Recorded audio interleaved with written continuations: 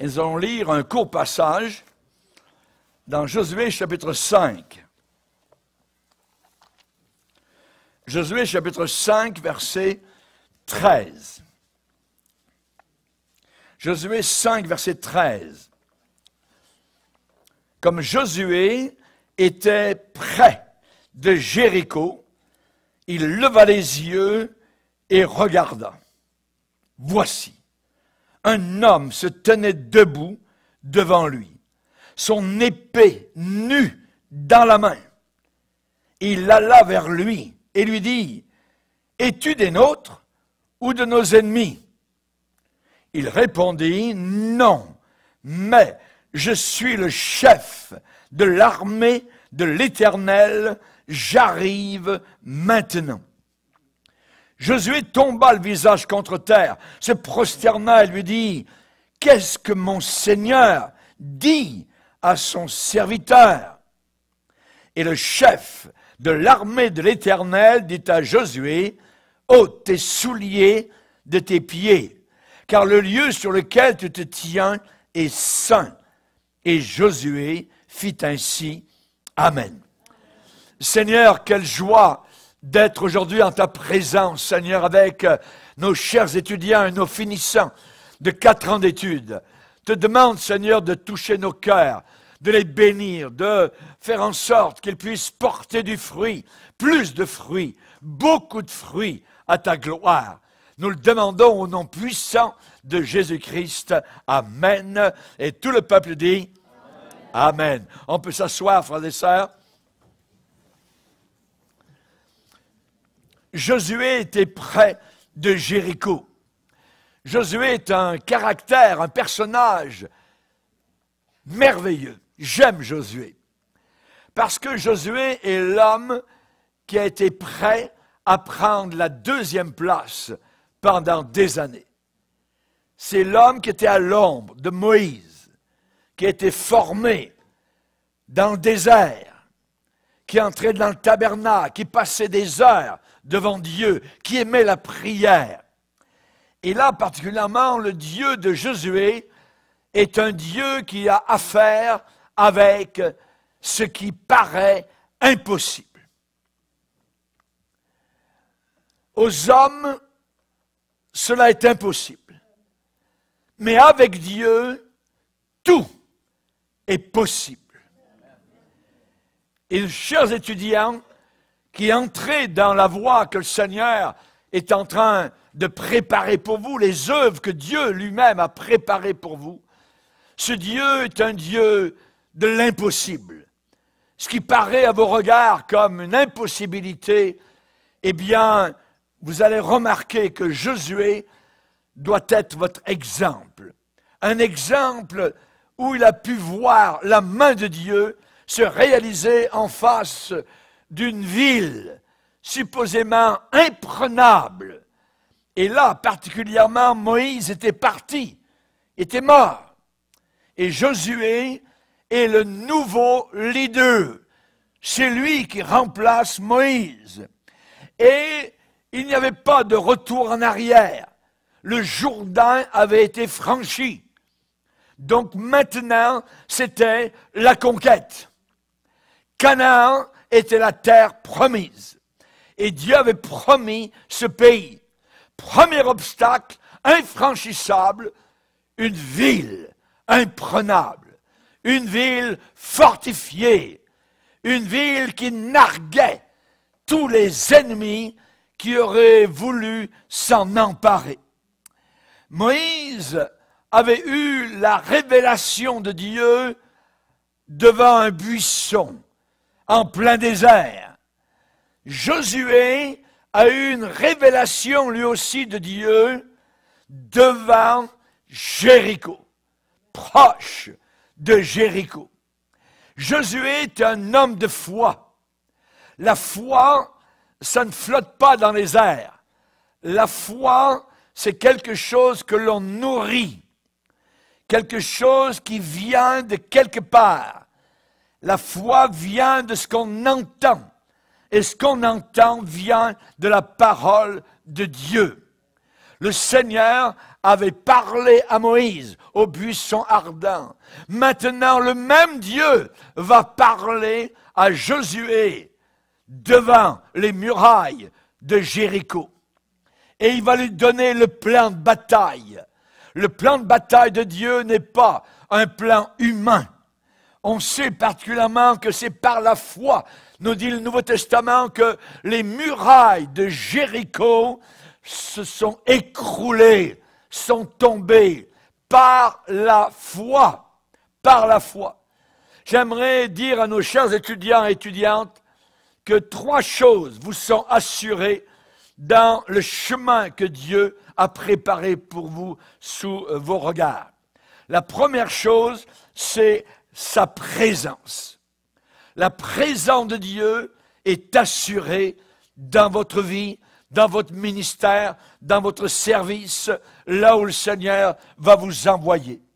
Et là, on sait particulièrement que Dieu n'est pas uniquement un allié, il est un chef, il est un leader, il commande, il nous a donné des commandements. C'est le capitaine de notre salut, selon l'Épître aux Hébreux. Et particulièrement, on voit que Dieu avait donné des commandements à Moïse, et il va donner aussi des commandements à Josué. À Moïse, il lui avait dit, voici Moïse, j'envoie un messager devant toi pour te protéger en chemin et pour te faire arriver au lieu que j'ai préparé. Tiens-toi sur tes gardes en sa présence et écoute sa voix, ne lui résiste pas. Il marchera devant toi et il te conduira chez les Essiens, les Cananéens, les Éviens, les Jébusiens, et je les exterminerai. Voilà ce que Dieu a dit à Moïse. Tu ne te prosterneras pas devant leurs dieux, tu ne les serviras pas, et tu n'imiteras pas ces peuples dans leur conduite. Tu n'imiteras pas ces peuples dans leur conduite. Voilà ce que Dieu avait dit à Moïse. Maintenant, ce que nous avons évidemment, c'est que Josué va découvrir cet étranger qui se présente devant lui avec une épée nue dans la main. Josué ne sait pas. Il lui dit, « Hey, toi, est-ce que tu es des nôtres ou des ennemis? » Non, mais je suis le chef de l'armée de l'Éternel, j'arrive maintenant.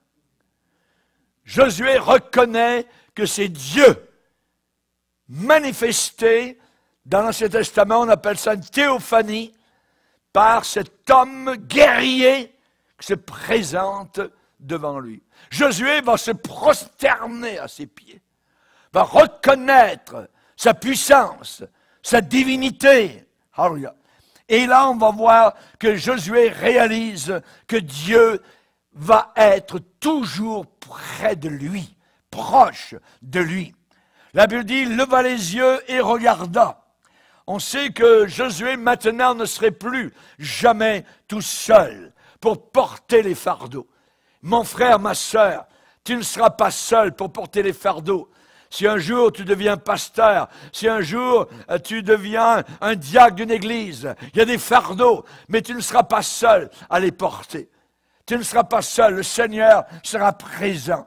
Et là on comprend que même Jésus a eu besoin d'encouragement dans la bataille à Gethsémane, avant de passer à Gabata et avant d'arriver à Golgotha. Jésus a bataillé et il a lutté, et dans ces instants, à la lueur blafarde de la lune, alors qu'il est en train de prier, « Père, s'il te plaît, que cette coupe s'éloigne de moi !» La coupe de mes péchés, la coupe de nos péchés. La bataille était là. Et la Bible déclare que dans ces instants où sa sueur s'est changée en grumeaux de sang, imaginez l'intensité de la bataille. Il est dit qu'un ange du ciel lui apparut pour le fortifier. Nous avons besoin de consolateurs. Nous avons besoin d'être fortifiés dans la bataille dans laquelle nous sommes. Et le Seigneur est présent. Il est le messager. Il est l'ange de l'Éternel qui campe autour de ceux et celles qui le craignent. Alléluia, alléluia. On sait que la Bible dit, je lève les yeux vers les montagnes. D'où me viendra le secours? Ce n'est pas vers les montagnes qu'il faut lever les yeux, c'est vers le Seigneur.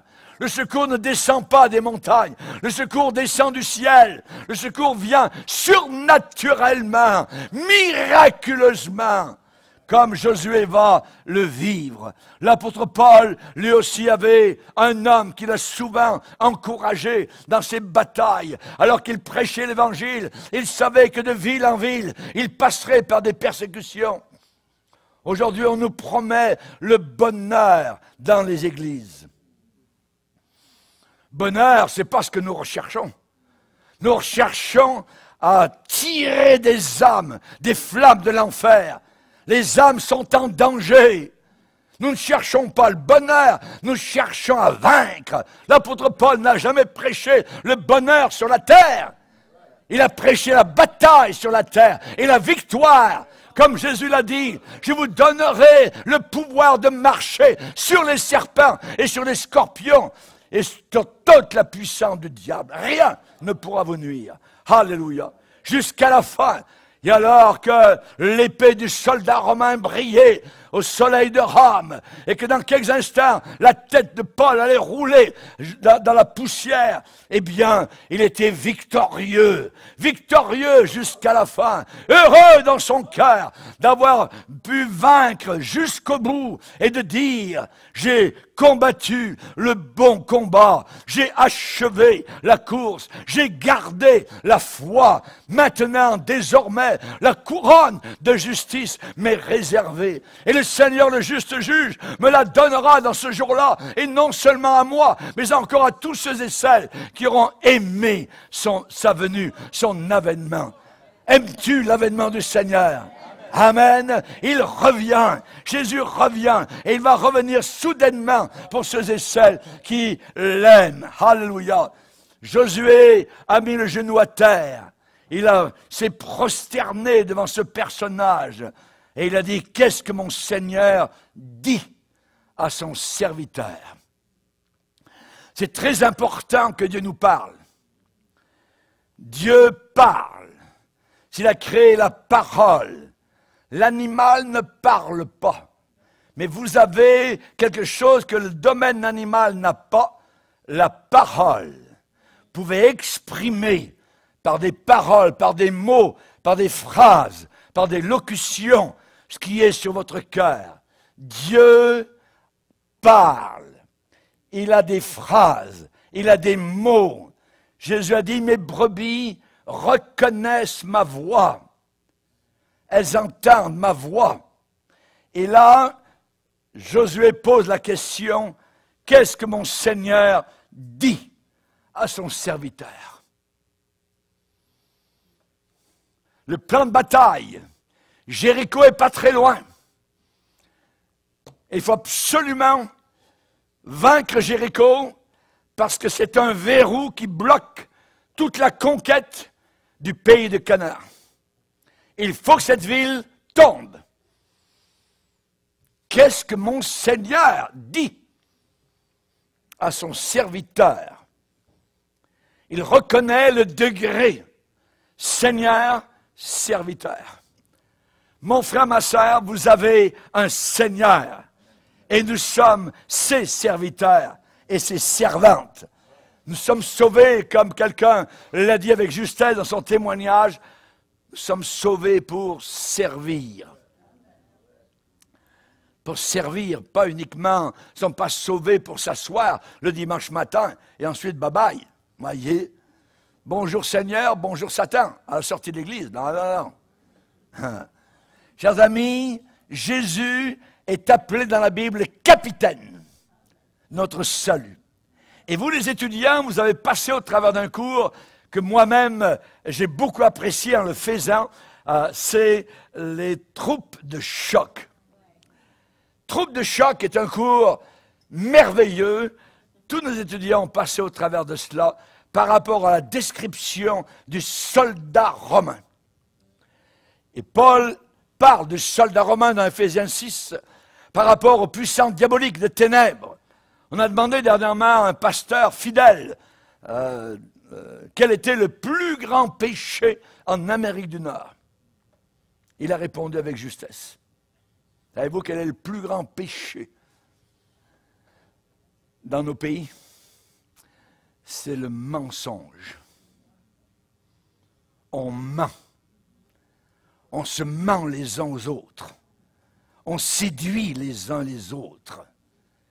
Et qui est le père du mensonge, si ce n'est le diable? Jésus a dit qu'il était le père du mensonge. Quand on vous dit que tout va bien, en réalité c'est le contraire, tout va mal. Nous en allons, je dirais, comme génération, vers un mur, vers un jour, la Bible appelle, de vengeance, dans l'évangile de Luc. Un jour de vengeance. Des milliards de personnes vont mourir. La famine s'en vient sur la planète Terre. Des gens par millions vont être égorgés. Relisez la Bible. Ils ont tous étudié le livre de l'Apocalypse. Ils savent de quoi je parle. Et quand vous savez cela, vous n'êtes pas en train de vous endormir. Au contraire, vous êtes sur le qui-vive, en alerte rouge. L'homme rencontré par Josué, pas très loin des murailles de Jéricho, était le Seigneur Jésus avant son incarnation. Il est dit que Josué se prosterna. Cet étranger ne lui a pas dit « Non, non, non, relève-toi ». Il a accepté l'adoration. Jésus accepte d'être adoré. Thomas l'a adoré après sa résurrection. L'homme né aveugle, qui a été guéri par Jésus dans les rues de Jérusalem, s'est prosterné devant lui. Les disciples, dans la barque, voyant le miracle de la pêche miraculeuse, se sont prosternés devant Jésus, dans la barque. Il est dit que tout genou fléchira devant lui. Je préfère fléchir les genoux devant mon Sauveur aujourd'hui avec humilité et révérence que d'être obligé un jour d'être plié les genoux devant le Seigneur et d'entendre le Seigneur dire « Je ne t'ai jamais connu, va dans le feu éternel ».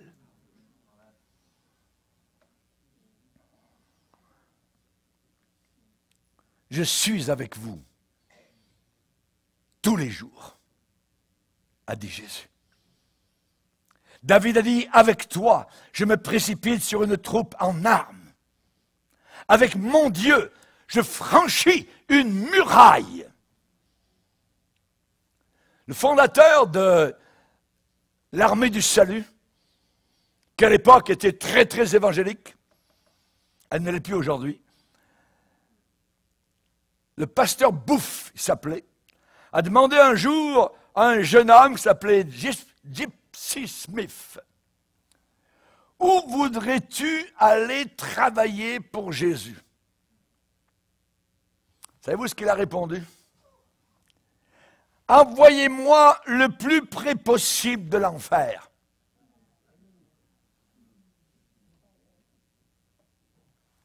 Et la Bible dit, sauvez-en d'autres en les arrachant du feu. En les arrachant du feu. C'est le Saint-Esprit qui fait le travail. Ce n'est pas par la force humaine, par l'intellectualisme qu'on gagne des âmes à Jésus. C'est par la puissance du Saint-Esprit. Avec Dieu, nous ferons des exploits. Avec Dieu. Tu oins d'huile ma tête et ma coupe déborde. La présence du Seigneur était assurée pour Josué. Deuxièmement, la puissance du Seigneur était assurée. Un homme se tenait devant lui avec une épée nue dans la main. La conquête de Canaan ne serait pas chose facile. Les villes étaient bien défendues. Les armées de Canaan étaient nombreuses. Que devons-nous être? Qu'est-ce que je souhaite à mes étudiants? C'est que vous soyez un obstacle de plus sur le chemin du diable. Alléluia. Gloire à Dieu. Il n'y a que l'Église capable de stopper le diable, les démons de l'enfer. Personne ne peut le faire, si ce n'est ceux qui sont remplis du Saint-Esprit. Si Dieu est pour nous, qui sera contre nous? Dieu était pour Josué, en faveur de Josué, et personne ne pourrait être contre lui. La guerre de Canaan était une guerre spirituelle, premièrement, diabolique, satanique, contre des hordes de démons cachés derrière les Cananéens. Dans ce pays, on pratiquait la prière pour les morts, la sorcellerie, on invoquait les démons, on pratiquait la magie.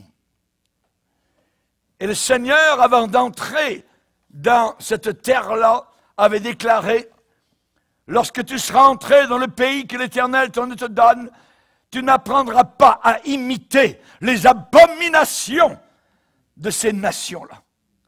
Quand tu trouves chez toi personne qui fasse passer son fils ou sa fille par le feu, aujourd'hui ce serait personne qui avorte, personne qui exerce le métier de devin, d'astrologue, d'augure, de magicien, d'enchanteur. Personne qui consulte ceux qui évoquent les esprits ou disent la bonne aventure. Personne qui interroge les morts. Car quiconque, dit la Bible, fait ces choses est en abomination à l'Éternel.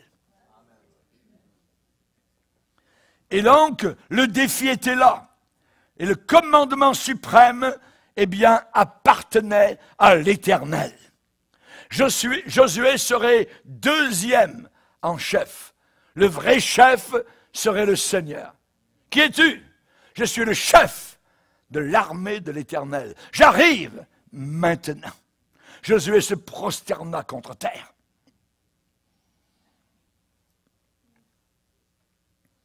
Quand Jean, sur l'île de Patmos, s'est retourné et a vu derrière lui un jeune homme éblouissant, avec des yeux de flamme, avec les pieds comme embrasés dans une fournaise. C'était Jésus ressuscité dans sa gloire. Et il lui a dit: j'étais mort, et voici je suis vivant au siècle des siècles. Il est vivant. L'homme avec l'épée représente l'arme efficace, puissante, insurmontable, la parole de Dieu, l'épée du Saint-Esprit. Le diable, les démons reculent devant cette parole, raison pour laquelle il faut la connaître et s'en servir à bon escient. Quand Jean a vu le jeune homme derrière lui à Patmos, il dit, de sa bouche sortait une épée aiguë, à 2 tranchants. La parole de Dieu va te dévoiler. La parole de Dieu va montrer ton iniquité, ta pourriture, ta saleté. Dans Hébreux chapitre 4, on nous décrit ce qu'est la parole de Dieu. Que dit-on de la parole du Seigneur? Eh bien, cette parole est puissante, elle est efficace. Il est dit particulièrement, la parole de Dieu est vivante. Ce n'est pas une parole morte. Elle est efficace. Elle est plus tranchante, plus aiguisée qu'une épée quelconque à 2 tranchants. Raison pour laquelle certaines personnes ne peuvent pas la supporter. Ils viennent une fois et ensuite ils ressortent. Parce qu'elle dévoile le péché. Il est dit qu'elle est pénétrante. Elle pénètre. Elle va au-delà du visible. Elle va au fond du cœur. Elle descend dans la cave de ta pensée. Elle est pénétrante jusqu'à partager âme et esprit, jointure et moelle. Elle juge les sentiments.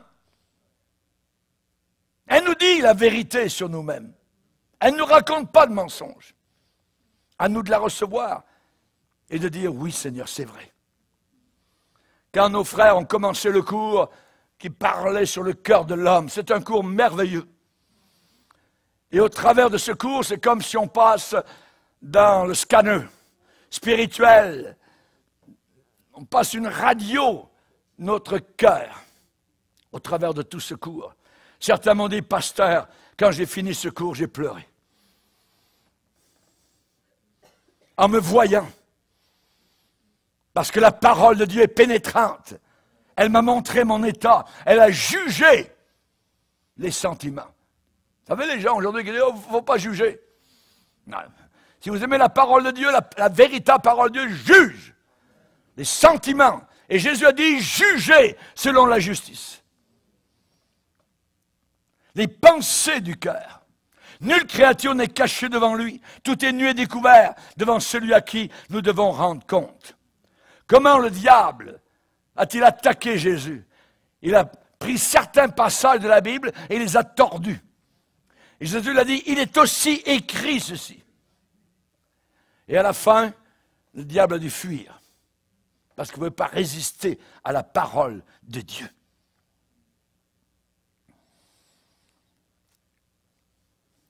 Cette parole est tellement puissante qu'une seule parole de Jésus et une mer tempétueuse se calme. Cette parole est tellement puissante que Jésus parle à un arbre. Et le lendemain, l'arbre est sec. Cette parole est tellement puissante qu'il entre dans un endroit où il y a une morte. Talita Kumi, je te le dis, lève-toi. Paf, la jeune fille se lève. Lazare, sors ton tombeau. Et le mort sort. Il est Jésus, la parole vivante. Amen. Chers étudiants, la présence de Dieu vous est assurée. La parole de Dieu vous est assurée. Et en terminant, je vous dirai autre chose, c'est que le plan de Dieu pour vous est assuré. Dieu a un plan. Nous avons un frère qui est architecte parmi nos étudiants. Lui, il trace des plans pour des maisons, ainsi de suite. Mais Dieu aussi est un architecte. Et un architecte travaille avec un plan. Et Dieu a un plan pour chacune de nos vies. Moi, je n'aurais jamais pensé, 50 ans plus tard, en regardant derrière, que ce plan m'amènerait ici un 6 juillet 2025 à Chambly, Québec, rive sud de Montréal, pour graduer de chers étudiants. Mais c'était le plan de Dieu. Et je sais que je suis en plein dans le centre du plan de Dieu. C'est merveilleux de savoir cela et de vivre cela, d'avoir l'approbation du Seigneur sur nos vies. Dieu a un plan. Et il n'a pas des plans de destruction, il a des plans favorables pour chacun d'entre vous. Suivez le Seigneur et dites-lui, qu'est-ce que mon Seigneur dit à son serviteur? Amen. Seigneur, nous voulons te glorifier. Seigneur, nous voulons t'adorer. Seigneur, devant les Jérichos de ce monde, devant les Cananéens de ce monde, devant l'occultisme de ce monde, devant l'incrédulité de ce monde, Seigneur, nous avons ta parole, nous avons ta présence, nous avons ton support. Alléluia, le secours ne vient pas des montagnes, mais le secours vient de l'Éternel, qui a fait les cieux et la terre. Nous te bénissons car tu gardes le départ de nos étudiants et tu garderas leur arrivée jusqu'au bout de leur sentier. Dans le nom puissant de Jésus, Amen. Et tout le peuple dit Amen. Amen. Gloire à Dieu. Que Dieu soit béni. Amen. Alléluia. Gloire au Seigneur.